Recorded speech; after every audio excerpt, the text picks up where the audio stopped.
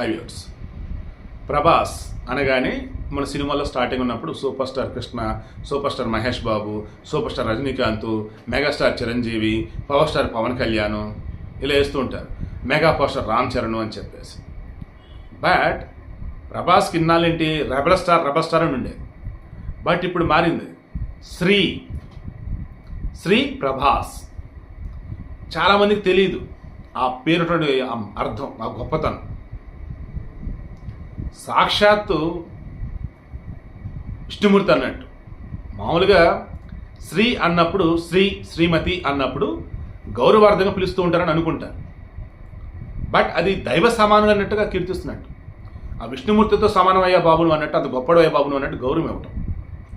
So అలా ఈ సినిమాలో ప్రభాస్ యొక్క పేరు పెట్టేటప్పుడు శ్రీ ప్రభాస్ అని పెట్టారు. ఈ రెబల్ స్టార్, లాస్ట్ స్టార్, లీ స్టార్లు వద్దే. గౌరవం ఉండాలా, హుందాగా ఉండాలా, గొప్పగా ఉండాలా. సో శ్రీ ప్రభాస్.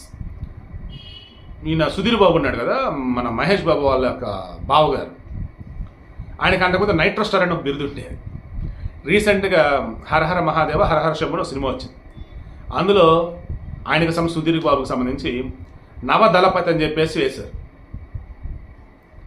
ఈ బిరుదులు అనేవి ఎవరో ఇచ్చే కాదు, ఆయా సినిమాల్లో ఉండే డైరెక్టర్లో, ప్రొడ్యూసర్లో, హీరో ఫ్యాన్స్ ఎవరో ఇస్తే పెట్టుకుంటా పోతా ఉంటారు. బట్ అలా పెట్టుకుంటూ పోతూ ఉన్నా అది వేరే దేశస్తులు కూడా గమనించినా చూసినా వావ్ అన్న ఫీలింగ్ రావాలి. ప్రభాస్ సంబంధించి ఆ గౌరవం అనేది ఇక్కడ కనిపిస్తుంది, నాకైతే అనిపిస్తాం. మామూలుగా పవర్ స్టార్ పవన్ కళ్యాణ్ని వేదిక మీద ఆహ్వానిస్తున్నా అన్నప్పుడు ఎలా ఉంటుంది, శ్రీ ప్రభాస్ గారిని ఆహ్వానిస్తున్నాం అన్నప్పుడు ఎలా ఉంటుంది? బిరుదిస్తున్నట్టు ముందుందా, ఇది బిరుదిస్తున్నట్టు ఉందా, ముందున్నది గౌరవంగా ఉంది, ఇది గౌరవంగా ఉందా ఆలోచించండి. నేను ఎవరు తక్కువ చేయట్లేదే బాబు.